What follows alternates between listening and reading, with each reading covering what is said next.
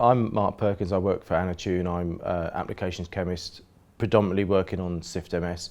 And so I gave 2 talks here. The first one was essentially the power of automation, so how we can use automation to really enhance SIFT-MS. I think these events are really useful. If you get people from a whole variety of different backgrounds and you pull them together, so I benefit because I see what people using the instrument are doing, things that I wouldn't even consider. I think what the attendees get from this as well is that they get to see what other users are doing, and issues or tricks and handy hints that they can use for their own methodology. It's just putting Group A and Group B together to generate sort of new things, talk about it, generate new thoughts, move things in different directions. It's a good example of the group being greater than the individual parts, I think, and that's really what is useful about these types of meetings. Get people together, talk about it, interest groups, that's what it's about. Yeah, so the first talk really was about taking SIFT-MS, which traditionally has been a manual method, been a manual sort of technique where we have to introduce samples ourselves, and adding automation on top of it so we don't have to be present when the samples are being analysed. And that's a very sort of simple thing to do with it, really. And what we wanted to do was show that when we put additional modules onto the automation system, we can actually utilise the automation and do more involved methods, more involved analysis, take the SIFT-MS into sort of areas that traditional users wouldn't necessarily take it, do analyses that before automation would not be possible with the SIFT-MS. And so it's really what we wanted to show, the possibilities. So it's what you can do, and what if you've got some imagination, how you can take the instrument forward and do some very interesting analyses. By adding automation, by validating these methods, we take an instrument that people do look as being specialised, and what we're saying is that it isn't a specialised instrument in that sense. I mean, really that's what I feel my job is to take that instrument and say it is an analytical device. We can use it as you would use any other instrument in the lab, but it has certain characteristics that makes it unique, not specialised, but unique in the way it does the analysis. And so don't be scared of it. It's just an analytical instrument. A very good one, but just an analytical instrument. Yes, thank you very much. So what I'm going to talk about, as Jamie says, is what we as a company, Anatune, has done to automate SIFT-MS. So it's really what we do as our bread and butter is making automation work for everybody. And so this is a bit of a story about where we've gone over the last 3 years or so with the automation of SIFT-MS. So as I figured I was amongst friends, I didn't think I needed to do an introduction to how SIFT-MS works. But just in case there's some of you who don't know how it works, it might be a possibility. There is lots of webinars on the SIFT website, including this really good introductory one that Vaughan has done. If you're interested in how SIFT-MS works at a fundamental level, go and see that. Otherwise, I'm not going to tell you how it works from this point on. Just before you put your feet on the pillow for the night. Yeah. So, first thing to say is, way back in the dim and distant past, when I started doing analytical chemistry, I worked on something like that, okay? And the one thing you can see that's not on there is an auto sampler, which meant, it's not me by the way, that's how we had to get samples into the instrument. So it was manual introduction of samples, okay?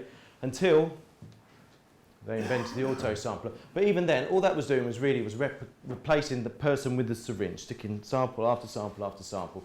So it stopped you having to do it manually, but it didn't give you any additional benefits at all. It didn't give you the power of automation, as I'm trying to talk about, until a company like GERSTEL came along, and now we can do all of this with our MPS system. So the automation is expanding enormously till we get masses and masses of different options available to us, which means we have an instrument that looks like that, which pretty much does everything you could ever want it to do, apart from turn into a spaceship, of course, but pretty much everything you want it to do. Now, when we got an instrument into the lab about 4 years ago, that's what it looks like. So those who've got instruments, you probably recognise it with the big elephant trunk on the top. There's no auto sampler, which meant that was my job in the lab, was to stick samples onto the instrument manually to measure them. And so, as I say, Anatune, we do automation, so let's put an auto sampler on top. And to cut a very long story short, that's what we have now. So we now have the GERSTEL MPS sitting on top of the SIFT-MS as an auto sampler, but it's also more than an auto sampler. So this is basically going to walk through the story of how in the first instance it just stopped me having to manually attach bags, but also more recently, looking at some of the interesting things you can potentially do with auto samplers that pulls SIFT-MS into sort of areas that, or usage that maybe you've not given consideration to before, things we can do with it that automation and only automation allows you to do. So the first thing to consider about automation on SIFT-MS is what are the requirements? They are fundamentally different to chromatographically injected samples, because on a chromatography system, what we're trying to do is get samples on the system as quick as possible, minimise peak broadening, then we do our analysis in an extremely long period of time, and you get your result. Whereas SIFT-MS, we only get analysis when we put sample into it, so we need a slower injection into the system, so our injection is much longer, but the win from this is that we only need to put the injection into the system and we get the answers at the same time. So we actually compress our analysis time by stretching out our sample introduction time. It sounds counterintuitive, but when you compare the two, that's how it works. So when we put the instrument on the system on the instrument in the first instance, the first thing to look at, of course, is static headspace measurements, the classic static headspace measurements, looking at VOCs in the headspace. So the first thing we wanted to do was look at, I'm automating myself now, so obviously I was putting Tedlar bags on. Let's get the system to do Tedlar bags. So there's an automated Tedlar bag injector on the system. We take headspace from the sample, we inject it into the SIFT-MS, and we get a result. And this was an early example of some of the stuff we did. So this basically was a Tedlar bag containing at quite high concentrations, about 6 ppmv toluene, and at much lower concentrations, compounds like acetone, butyl acetate, isoprene, and limonene. Now, obviously, those 4 compounds that were actually eating a sweet and then breathing into the bag, that's why they came out as those compounds.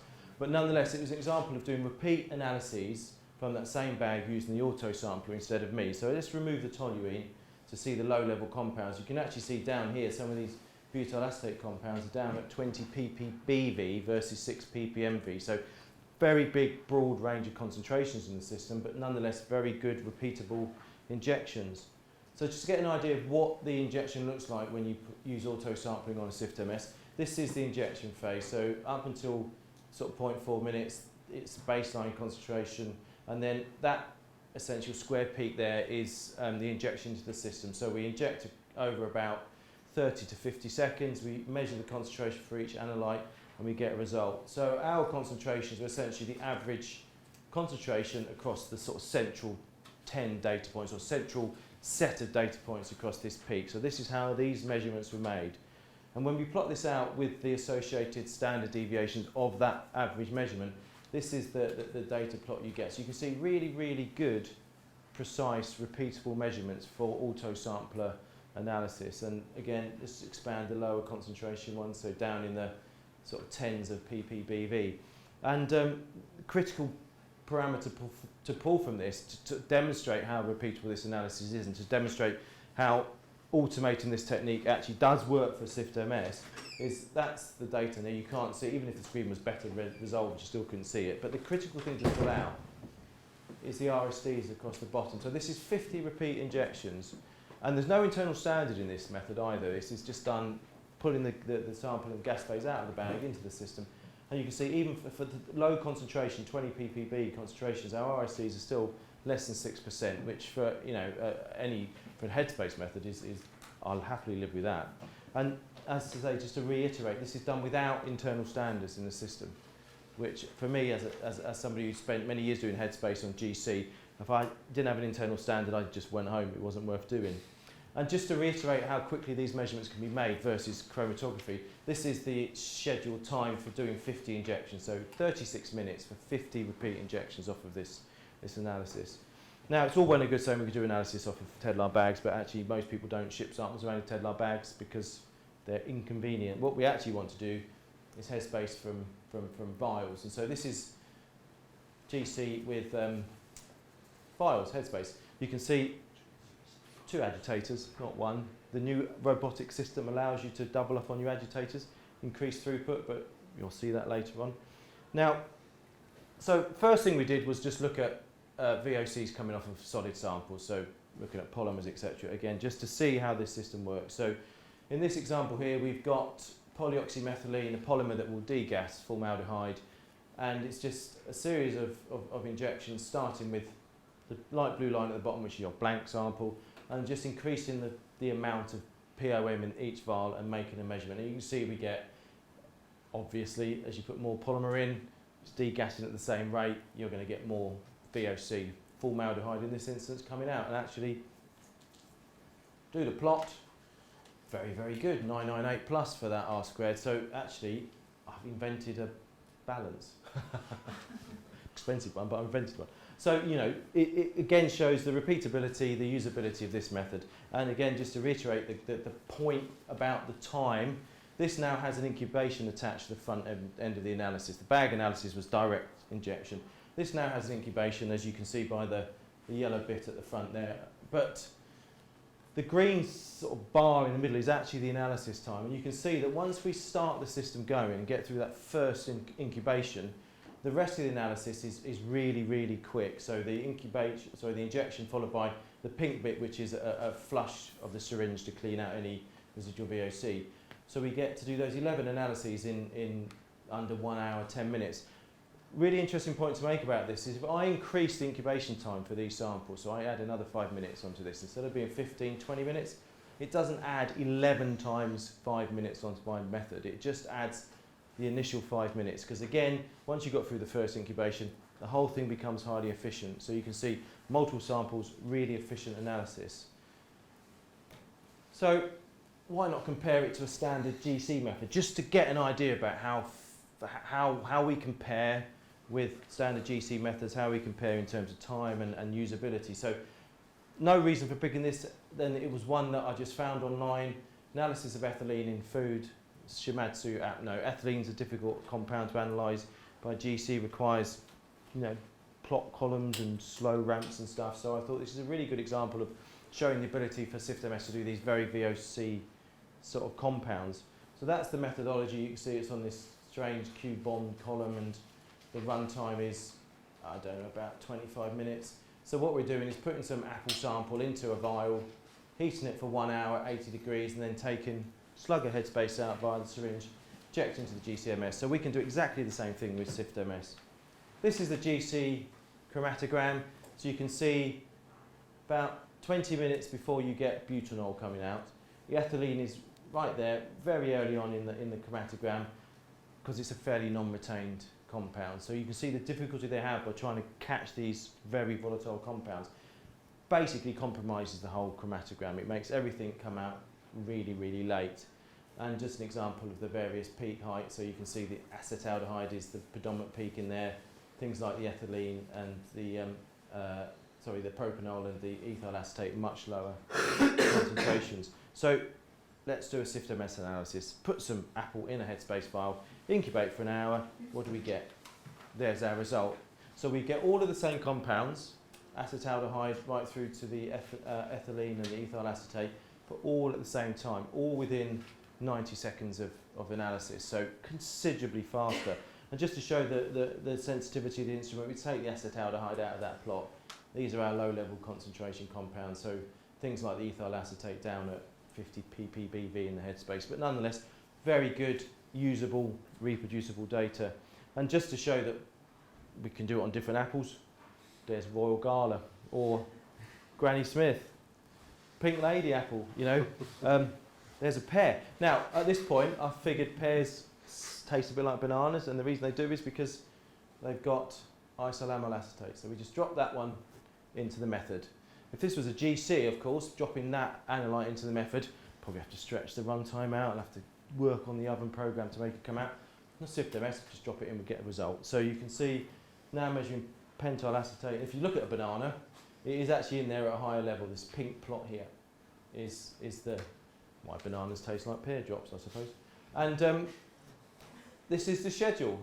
Again, same as before. At this time, the duration for those 6 samples is actually 2 hours. But the reason for that, of course, is that the first hour is waiting for the first incubation. But once we get through that first incubation, everything else rapidly follows. And so you can see, if we decide to maximise our throughput, how many samples can I do in one day? Because as a contract lab, that's the important thing. How much money can I make in one day? I can do 128 samples of that analysis if I chose to do it in 24 hours. My GC analysis, however, is significantly different because we don't have the efficiency of the analysis. We don't have the efficiency of 90-second analyses, which means if I look at my 24-hour throughput, I can only get through 21 samples. So I get 6-fold throughput increase simply by using SIFT-MS for the same analysis, and much, much easier to deal with difficult compounds like ethylene, but also I can add in other compounds if I want without having to modify the method in any way. It just gets all of the samples. So just to plot the data, just to show that bananas do have amyl acetate. There we go, the last one there. Here I've plotted this as dilution corrected results, and I've done this for a reason, because all the previous plots were as measured concentrations. These results are dilution corrected, and this was one thing that when we first started looking at SIFT-MS using Headspace and automation that we hadn't expected, well, hadn't even really thought, to be perfectly honest with you, but there are some things you have to consider when you're doing these type of Headspace measurements using SIFT-MS. And the first thing to consider with regard to dilution factors is that the requirement of the SIFT-MS is to have sample pushed into it around about 25 mils per minute. Now, we also need to be able to make measurements for about 50 seconds. So that means that I've got to find a Headspace vial and syringe that can take 20 mils of volume, unless I actually slow down that injection, which is what I do. I take 2.5 mils out, push it into the system, and I have to make up the flow with something else. So I make it up with an external makeup gas. So already I have a 10-fold dilution effect because I'm obviously diluting with the makeup gas. So that's why there is this dilution factor attached. But there's an additional effect that I hadn't expected to see until I saw it, and this is based on temperature, and it's specifically based on Headspace syringe temperature. So this is a measurement of formaldehyde from a Tedlar bag. There's 3 lots of 5 measurements, and it's from exactly the same bag. There's no different bags here. The only difference is that they've been made at different syringe temperatures. The question is, one's at 50, one's at 100, one's 150. If I asked you which one was which, what would you pick? Now, I tried this in the lab when I first encountered this, and almost everybody got it the wrong way round. The lowest Headspace temperature syringe gives the highest concentration measurement versus 150 degrees at the lowest. And just in case you think this is a formaldehyde thing, because formaldehyde is a strange compound, toluene from a Tedlar bag does exactly the same thing. 50 degrees, 100 degrees, 150 degrees. So there is this temperature effect on the Headspace syringe. Hotter the syringe, the lower your measured concentration is. So we have to account for this. Question is why is this happening? How do I account for it? What do I need to put in place to account for this change? And really it's to do with the syringe and the ideal gas equation. So the syringe barrel's hot, we're holding it at 150 degrees. My Tedlar bag's at room temperature. So the first thing I do is I pull sample into the syringe. It's hot, so it expands. So what happens to it when it expands? Well, it either pressurizes the syringe or comes out the end of the needle. It went in because there's a hole at the end. So actually, the pressure stays the same, but the volume is pushed out the front of the needle. Now, if we look at the ideal gas equation, that means that I've got a fixed volume on the syringe. It's a fixed pressure because it's equalized the pressure by pushing the sample out the back end of the syringe. That means PV is constant. Now, I know the volume, I know the pressure, it's atmospheric pressure. Gas constant, so by definition, constant. So what we have is, the only thing that's varying here is T, which is the temperature that gas is experiencing in that syringe.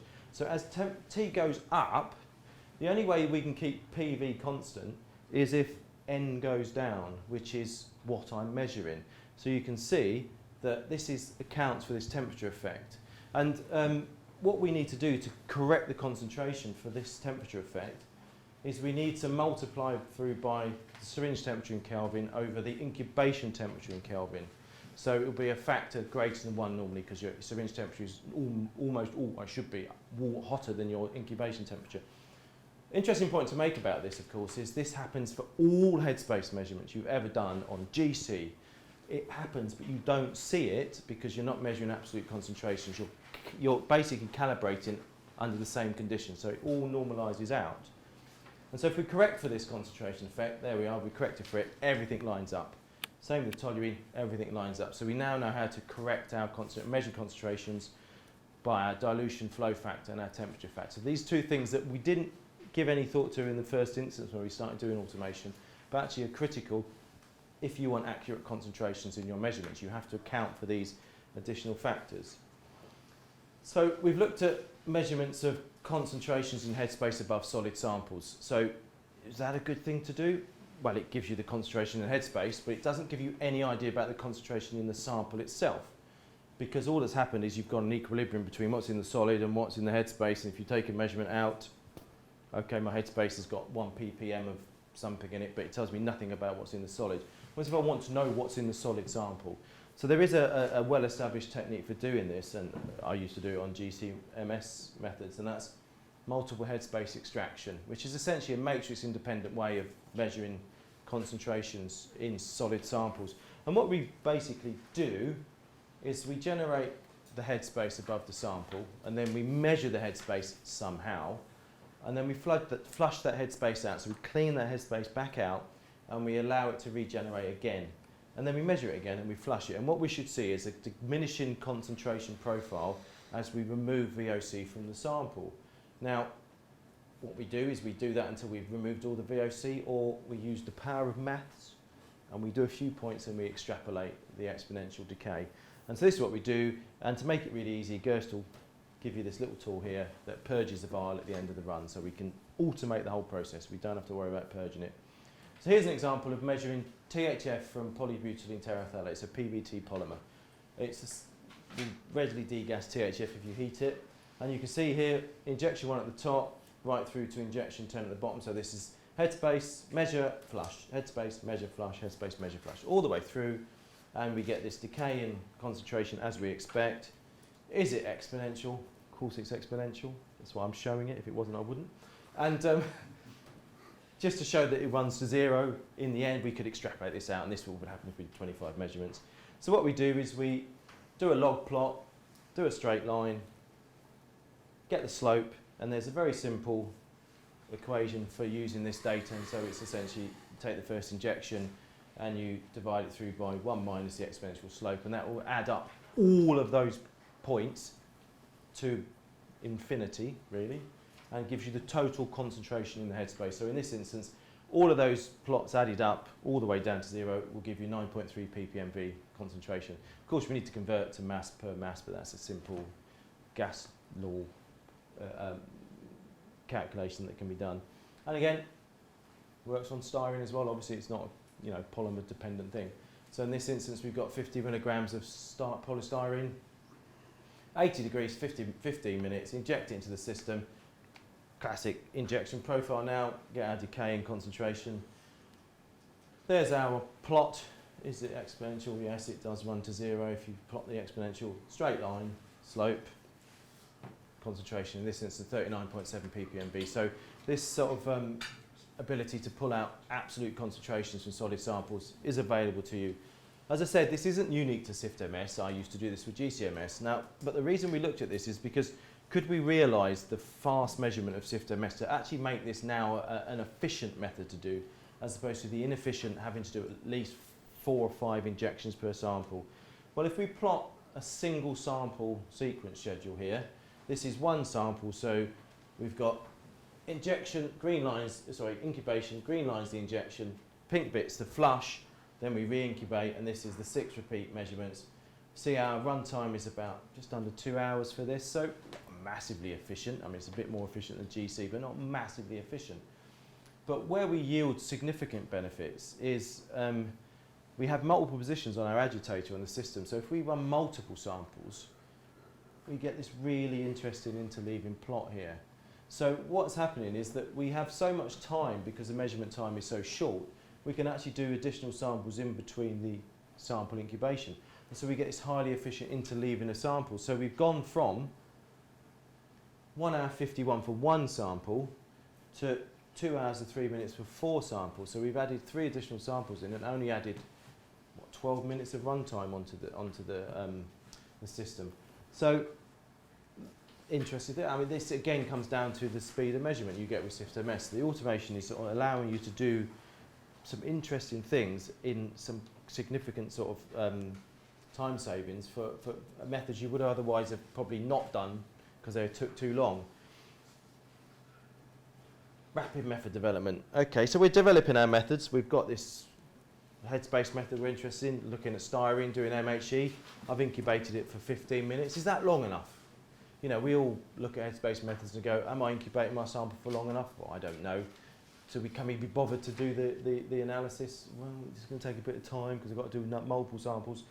But you still should do it. It's a good thing to do. So this plot here is essentially looking at the concentration of styrene above polystyrene, 80 degrees, incubating for 5 minutes, 10 minutes, etc., up to the top one at 30 minutes. So you can see, increased incubation time, we get more residual monomer coming out, but you can definitely see that it's approaching some sort of plateau. So draw the line and you can see it sort of plateaus out around about 40 minutes. Again, what's so fascinating about this? Well, nothing really, except the really swift measurement time available to you by SIFT-MS yields some very interesting sequence schedules. That's the sequence for running that set of data. Because we've got this 30-minute run at the top, within that 30-minute incubation, we have enough time to do our 25-minute incubation. And within that 25-minute, we have enough time to do our 20 minutes.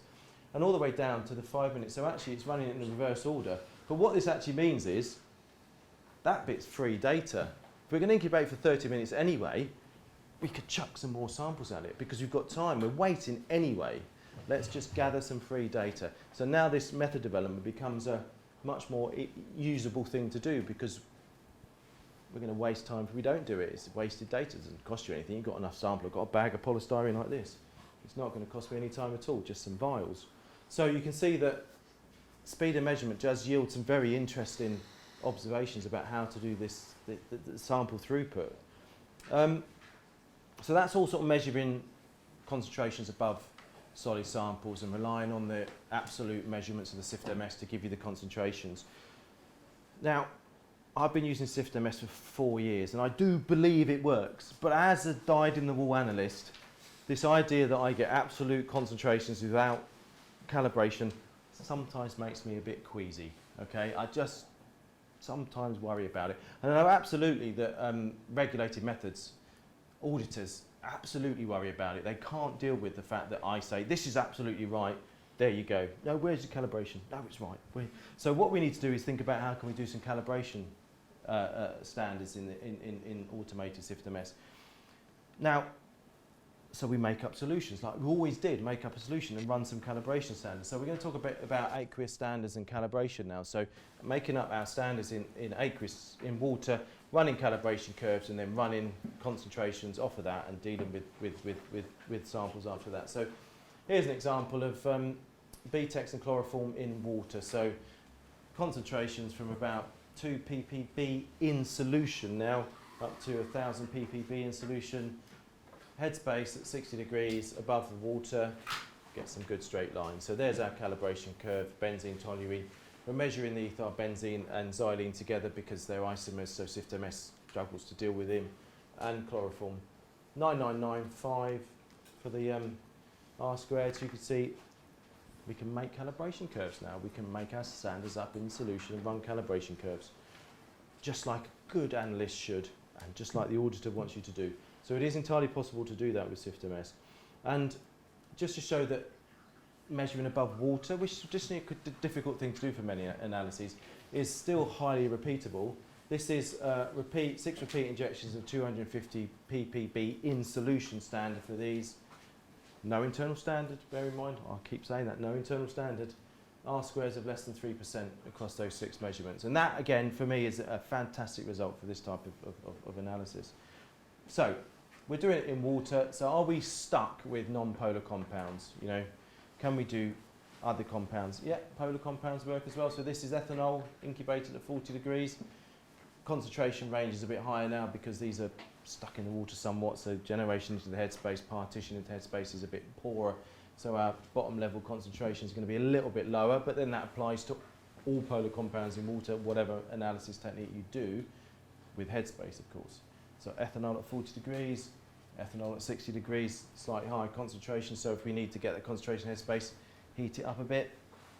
Pentanol, That seems to work all right at 60 degrees. There's our plot for those compounds. Again, 5-point calibration curve, 995 plus for our R squares. Perfectly reasonable method, calibration method. We can now start running our samples and getting concentrations and reading it off our calibration curve. Now, and this leads to an advantage of doing calibration with SIFT-MS. Those of you who use the technique know that the critical thing for getting the right concentration from a SIFT-MS method, if you don't calibrate it, is understanding what your K value is. If your K value is wrong, your answer's wrong. It may be very precise, but it's going to be inaccurate. What we can do by running calibration curves now is we don't even need to worry about K values. We can just, anyone who's a real, stickler for SIFT-MS, shut your ears now, because I'm going to get rid of the K values. I don't need to worry about them anymore. Keith, you shuddered there. But you don't need to with a calibration approach, because everything normalizes out. And in fact, what we do is we can then draw our graph with arbitrary units up that side. It's not a measured headspace concentration anymore, it's just an arbitrary unit. And the additional thing we get from this as well, we don't have to worry about our dilution effects, and we don't have to worry about our temperature effects anymore, because we're just treating it like an analytical instrument, running a calibration curve, and we get results, but we get results really quickly. So it's just turned into an analytical instrument now. I say just, a very good analytical instrument, but just an analytical instrument. So, yeah, I would do it this way if I had the choice. So let's talk about two compounds that are very often looked at as analytes with organochlorine type methods. There's chloroform and dichloromethane. Unfortunately, for SIFT-MS, these are quite problematic with positive ions. This is a mixture of 100% chloroform, 0% dichloromethane, two concentrations measured. This is 75% chloroform, 25% dichloromethane. Similar, 50-50, 25-75. All looks a bit odd, really. We shouldn't be seeing this. This has been measured with O2 plus positive ions, and we should surely be seeing, if we've got different concentrations, we should be seeing them crossing over, but they don't. And the reason for this is, if we look at the full mass scan of chloroform, it looks like that. If we look at the full mass scan of dichloromethane, it looks exactly the same. We can't speciate chloroform and dichloromethane using positive ions with SIFT-MS. You just can't pull them apart. So the question is, how do we speciate them? Well, we have a negative ion instrument in our lab, so we use negative ions. And what we did is we run some standards of chloroform using OH minus. We got that full mass scan. We run some standards of dichloromethane using OH minus, all automated, I hasten to add. Headspace generated, syringe out, injecting the instrument, let it do all automatically. Our DCM1 looks like that. So you now see we have complete separation of these two analytes. Of course, traditional SIFT-MS users will say, right, okay, to get absolute concentrations, you need to get your K value right. Now, I've got no idea what the reaction rate with OH minus is for these compounds. I'll be honest with you, I don't really want to have to spend any time looking for them at the moment. I just want to do the analysis. So I just put an arbitrary value in, 2, because it needs to have something. DCM 2, it doesn't really matter, because I'm going to run these as a calibration now. I'm going to run the calibration set. So as before, these reaction rates don't matter. So now we can run the same method using OH minus. There's my chloroform, DCM down at the bottom. And as you can see, as we go through that mixture, they swap over, and you get a plot like that. And this is speciating chloroform and DCM using negative ions, but without worrying about the reaction rates, because we're doing it by a calibration approach. And that, again, is what automation gives you, the ability to calibrate out methods in SIFT-MS to enable you to do analyses that otherwise are quite difficult. As I said, we did we looked at the OH minus products using full mass scans. So I think Yuri touched on it earlier. It is entirely possible to do full mass scans using automated Headspace SIFT-MS. And this is what we did. And it now enables you to do some very quick library building. So we've got a negative ion source in the lab. We don't have much negative ion source data in the library because it's not really been done. Let's just rack up some vials of various analytes, quickly inject it through the system. So here we are, methanol, ethanol, propanol, butanol, pentanol. These are the mass specs we get from them.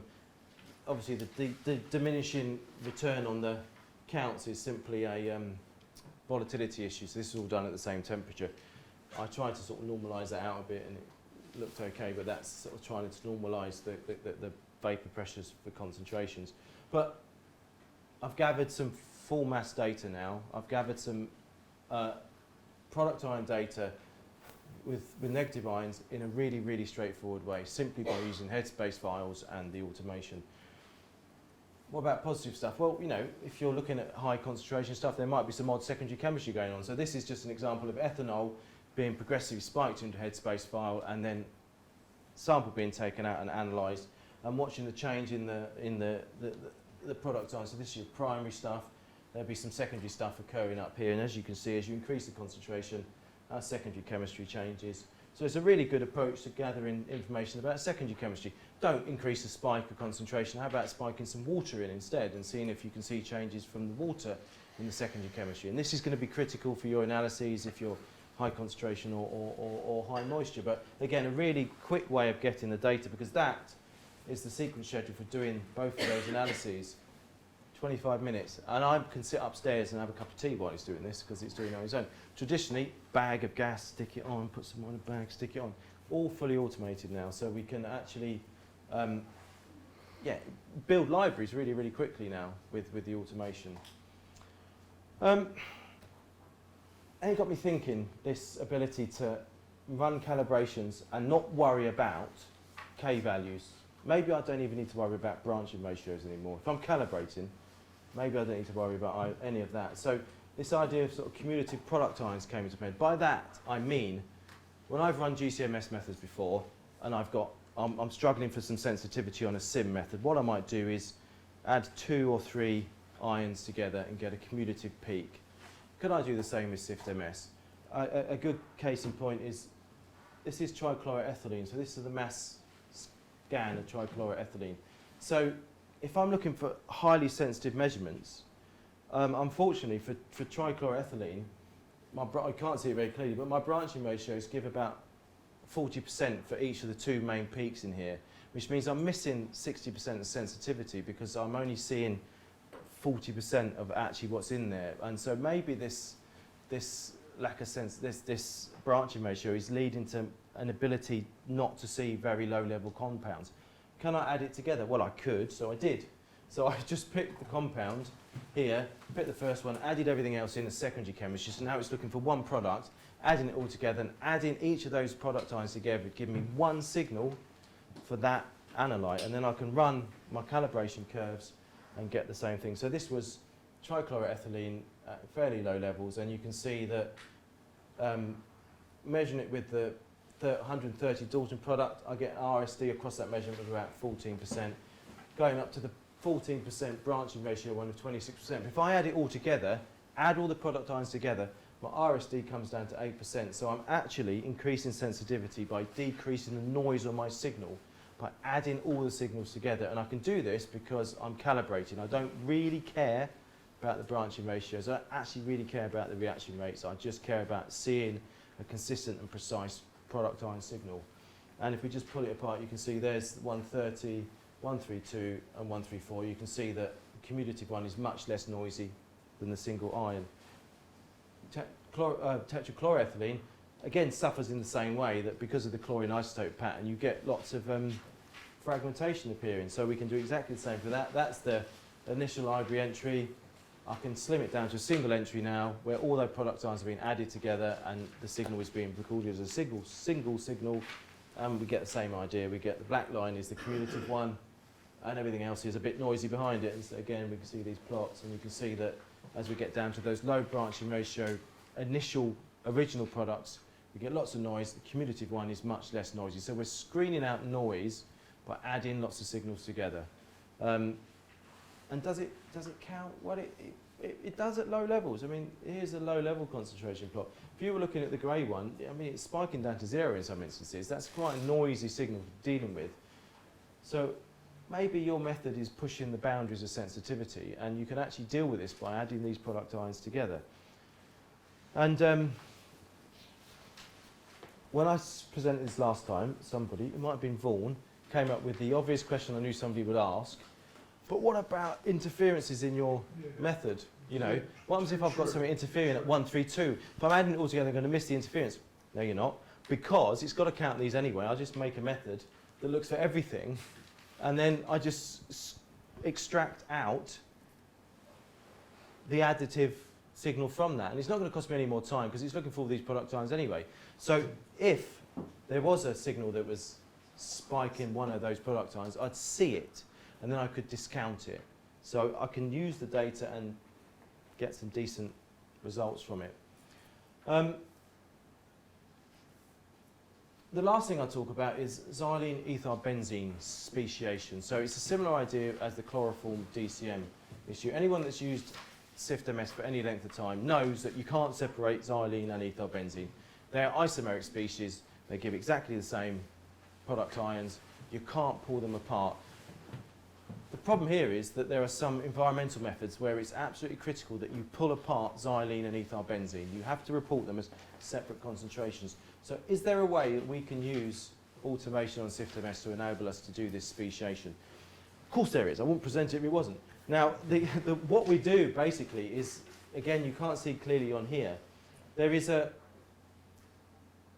something that happens with the O2 plus product ions that O2 plus causes two fragments, a 106 and a 91 fragment. And for xylenes, the fragmentation is one way, like that. For ethyl benzene, the fragmentation is the other way. So there is a differentiation between the O2 plus signals.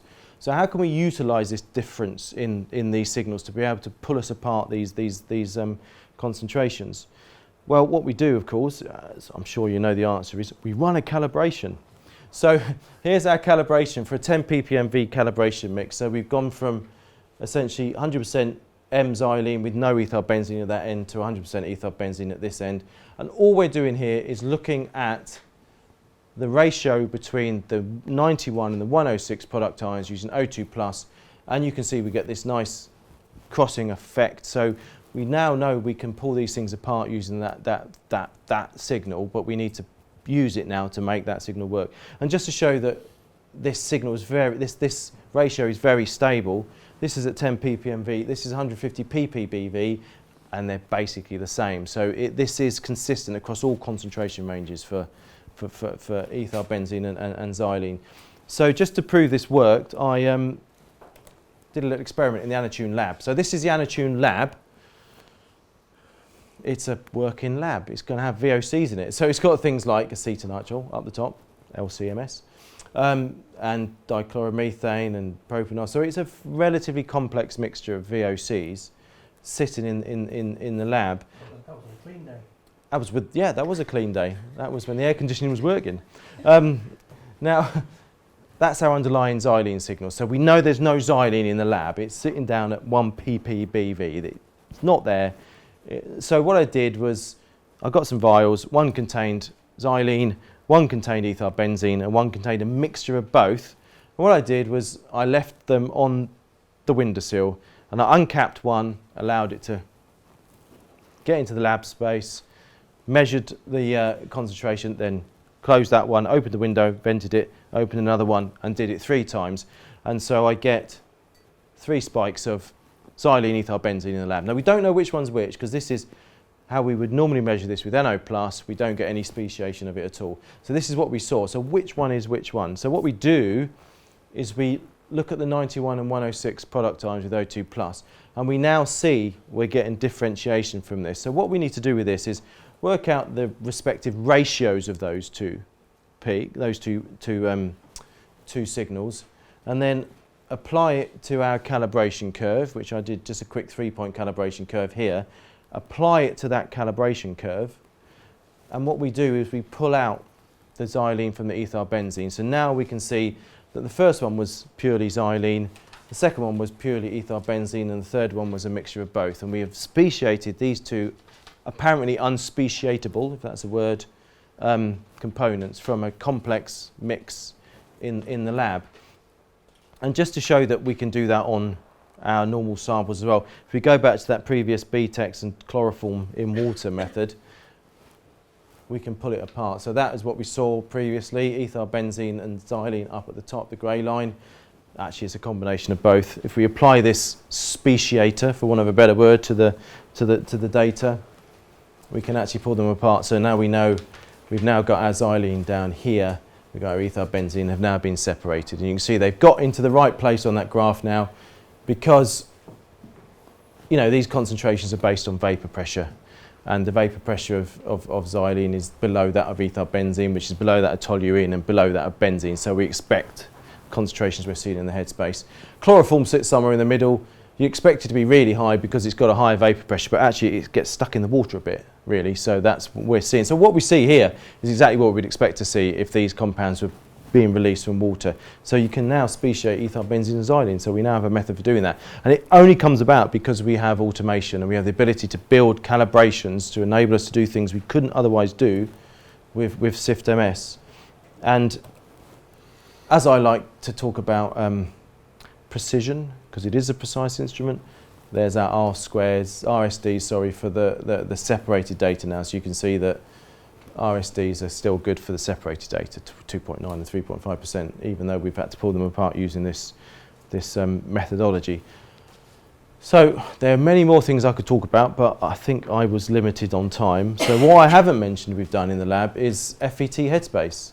You know, fully evaporative technique, so spiking very small volumes into a headspace file and allowing the whole thing to evaporate, and then looking at concentrations in those solvents. So we can now do extractions in, say, dichloromethane, and look at compounds in dichloromethane by fully evaporating and relying on the reactivity of the DCM with some reagent ions. Automated long purge. By that I mean sort of continuous headspace stuff. So we can purge out of vials for extended periods of time, 2 hours, 3 hours, 4 hours, dynamic processes from vials, and then get the system to automatically move on to the next vial and continue these long purge processes. Complex sample preparation. So coming back to that first slide, we've got lots of modules available to us. We can do more complex sample prep up front and still end up with a sample that we can put down to SIFT-MS and still yield time benefits. And you'll see that tomorrow with the validation presentation I'll be doing. And the last thing, which I know Vaughan's going to talk about tomorrow, which is the new big up and coming thing, thermal desorption. The automation has allowed us to do thermal desorption now, and Vaughan's got some interesting new data on that one. So with that, I will stop. Thank you very much.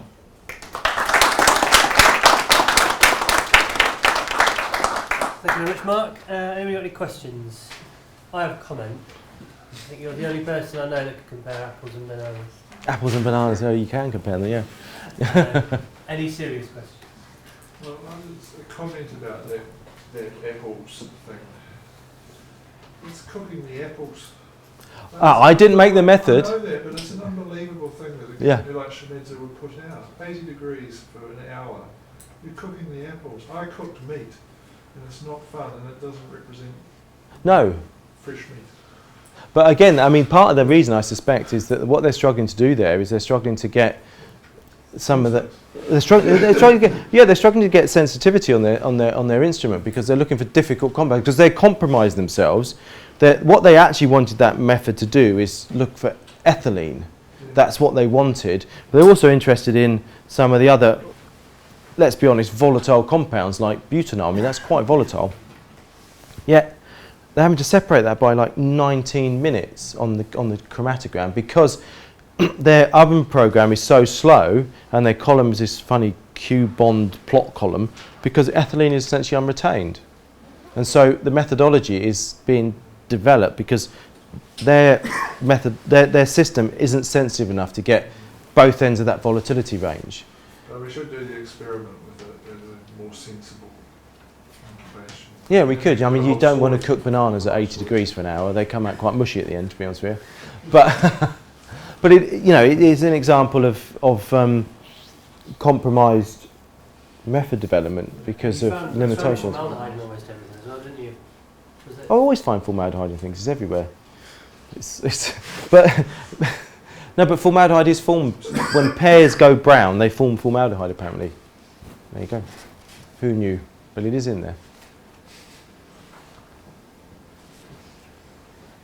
Great, I really liked it, great talk. I liked definitely some of the methods, but like that, taking out the branching ratios and all that's great. There is the issue of that though, that if you've got a very mixed sample, Yeah. that's going to compromise your data, isn't it? Of course it will, absolutely. So I mean, if people are aware of that, then it is Yeah. it's a really good technique. I think that, yes, if it's a complex sample, it will. Yeah. So, I mean, a lot of this stuff is more aimed at what I used to do, more sort of, I say routine. Yeah, so more routine analytical type chemistry. This isn't the breath analysis and such like that SIFT-MS is traditionally known for. It was trying to take the instrument and turn it into an analytical instrument and seeing if A, we could do it, and B, what advantages does that give you. And the two main advantages I say if you're looking to invest in an analytical instrument is A, it's a lot quicker, and B, it reaches the parts other systems can't reach in some instances. Formaldehyde, H2S, ammonia, all these difficult compounds. Ethylene in the presence of amyl acetate, for example. Those sort of methods. With the complex matrices, there's always the standard addition approach. Yeah, that absolutely. You could potentially still do the speciation with, maybe? Well, yeah, you could. I mean, because the point is that you've got an auto sample on the top that does everything but fly into space, so you can actually make it do what you want it to do. So you can do these standard addition approaches.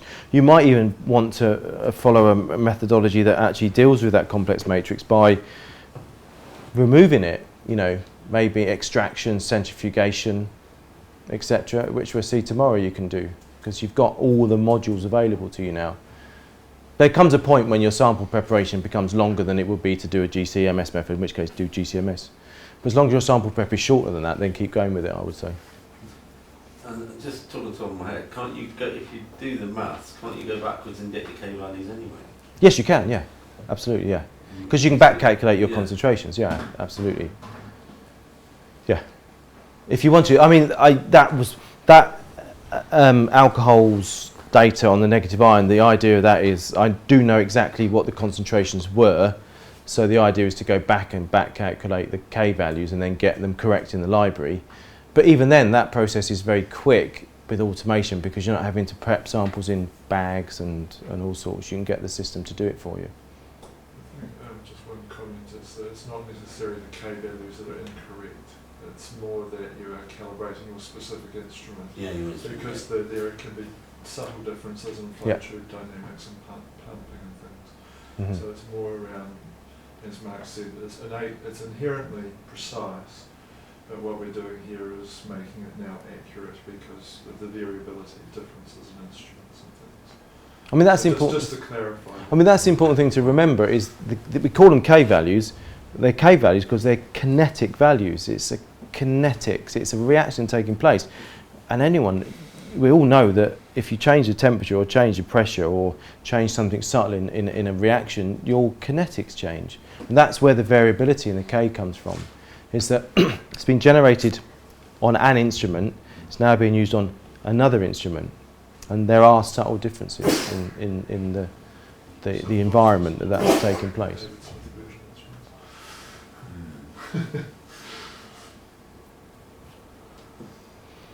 Cool. Well, Am I on time? You are. You had 3 minutes.